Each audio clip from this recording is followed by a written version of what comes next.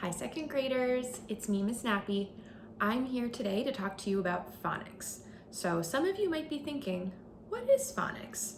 If you're new to Growing Up Green, you might not know, and that's okay. Phonics is the way that we learn how different letters match up to different sounds. So phonics helps us with spelling and with reading, especially with tricky words. It's so important to be practicing our phonics patterns because that's how we're going to become better readers and spellers. So the way that's going to work is we're going to be learning some new phonics patterns every week, and we're going to practice them together. And we're going to start this year by reviewing the phonics patterns that you might have learned last year in first grade. So some of this might feel familiar, and that's okay. We're just going to practice a little bit more. And some of it might be new to some friends. If you're new to Growing Up Green, you might not have learned these phonics patterns before, and that's okay because we're going to learn them together now. But before we get into any of that, we're going to review what it means to tap out words. So you might be thinking, what does it mean to tap out words? Or you might know. When we tap out words, we are putting one finger down every time we hear a new sound. So we're not thinking about the letters, we're only thinking about the sounds. So to get ready to tap out words, you're gonna wanna put one hand up, and you're gonna start by thinking about a word that we can tap out. So let's try an easy one together. We will tap out the word mat to start. So when I'm thinking about the sounds I hear in mat, every time I hear a new sound, I'm gonna touch a new finger to my thumb. I'm gonna start with my pointer finger. So let me think about all the sounds I hear in mat. A, t. I hear 3 sounds in mat. I hear a, t, mat. So after we tap out each sound, we blend them all together to say the word. Let's try another one. Let's try to tap out home. Now remember, we're not talking about the letters, we're only talking about the sounds we hear. Let's tap out home. Home.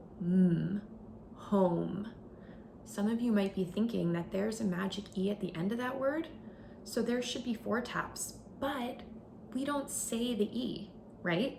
It's a silent magic E, so we only hear om. We only hear 3 sounds. Let's try one more. How about the word snack?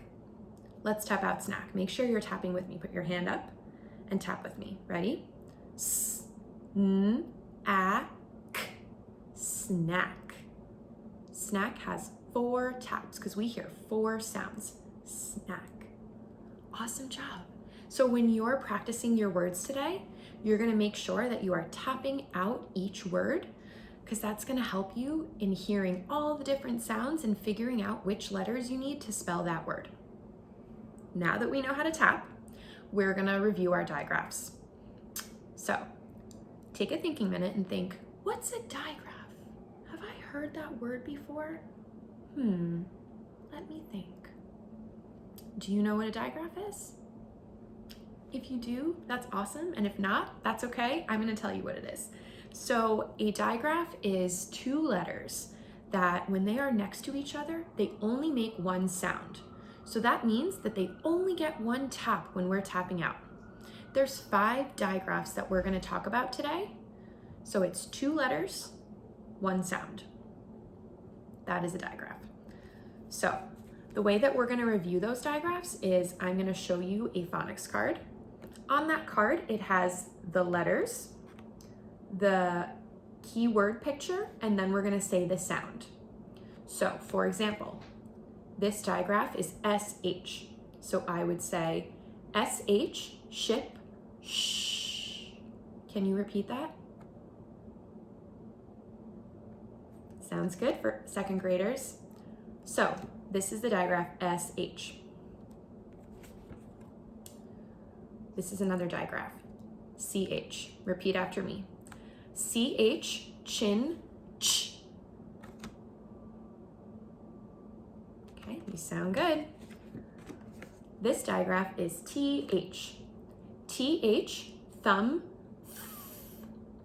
It's a little bit hard. You have to kind of put your tongue underneath your front teeth and say, th. Can you repeat that? TH, thumb. All right, the fourth digraph is WH. WH, whistle, W. This one's a little bit tricky because it sounds like the WH and the normal W sound pretty similar. There's not much of a difference. So this one's a little bit tricky, and we'll talk about when to know if there's a WH or just a W. Okay, and the last digraph is CK. CK, sock, K. This one's also a little bit tricky because K sounds the same when it's a digraph CK as when it's just plain old K. So we will also talk about how to know when that digraph is CK versus when it's just K. It's a little bit tricky. Okay, so those are our digraphs. We're gonna go through them one more time, and then I'm gonna read you some words that match up with those digraphs and have the digraphs in them. Okay, so do you remember what sound this makes? CH, chin, ch. Can you say that one more time? Okay, so some words that have the digraph CH are chop. Let's tap out chop. Ch, a, p, chop. Notice that CH is one tap because ch is one sound. So ch, a, p, chop. You'll also notice that we underlined the digraphs. When we spell words with digraphs, we're gonna underline the digraphs. That way we know that that is only one sound. Okay, let's read the next word. Can you read this word? This word is rich. R-I-Ch, rich.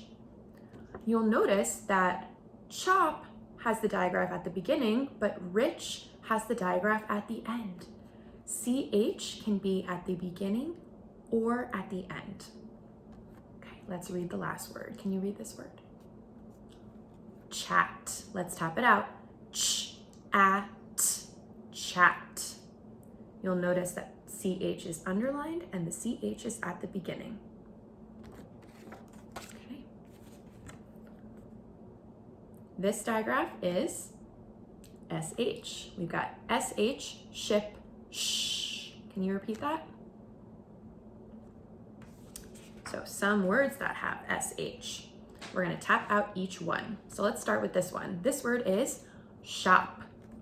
Sh, a, p, shop. The next word is shed.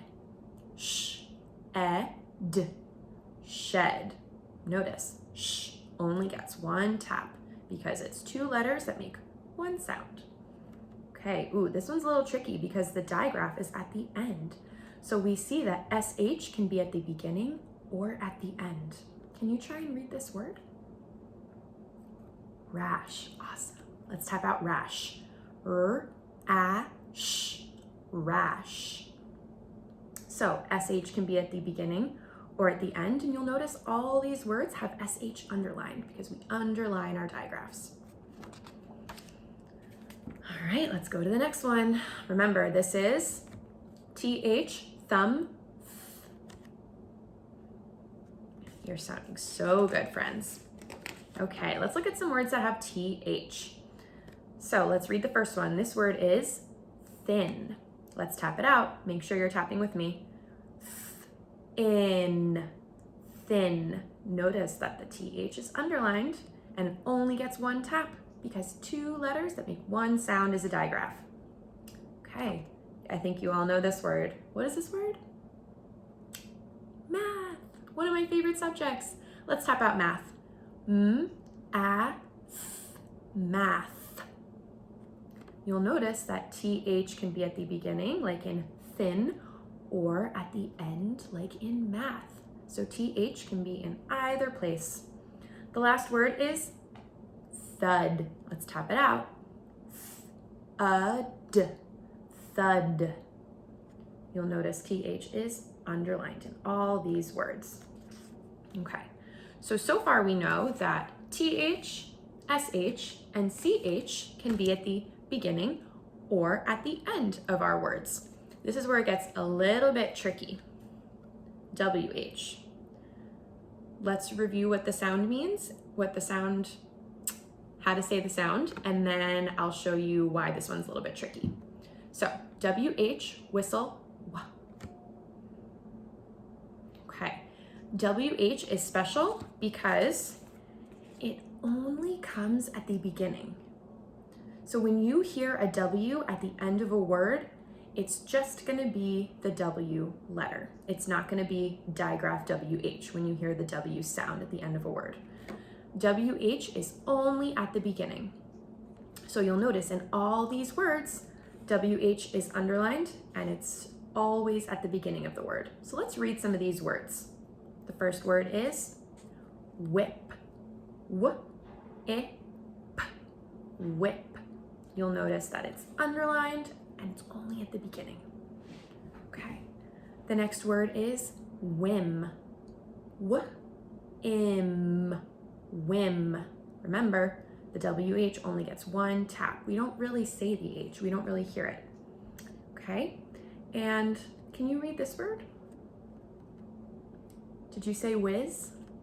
You're a digraph, whiz. Awesome. Let's tap it out. Is whiz. You'll notice that they're all underlined and WH is only at the beginning, not at the end. Okay. All right, our last digraph. This one's also a little bit tricky and I'm going to tell you why. First, let's review the sound. We have CK, sock, k. Awesome. Now, CK only comes at the end of a word. So when you hear the k sound at the beginning of the word, it's not going to be CK. It's only going to be C or K. CK only comes at the end of a word. Okay? So it only comes at the end of the word and it only comes after a vowel. So we know our vowels are A, E, I, O, and U. So when you hear a k after one of those short vowels, it's probably going to be a CK.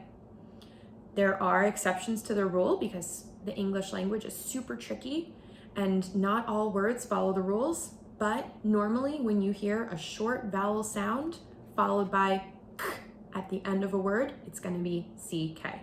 So let's practice reading some of these words. This first word is back. Let's tap it out. B-a-k, back. Remember the k only gets one tap because it's only one sound. Let's try the next one.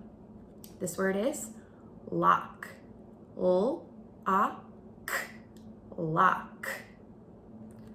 And can you read the last word? Duck. Awesome. Let's tap it out. D-a-k, duck.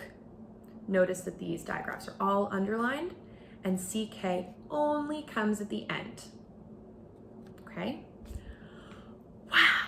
So many words, so many digraphs, so much practice. You friends did an awesome job. I hope you were tapping along with me and practicing reading all of those words because you're going to be seeing some of them in your activity today. So after you watch this video, you can go through the rest of the slides and your activity will come at the end. I can't wait to see you again for some more phonics and I hope you have a great day. Bye friends.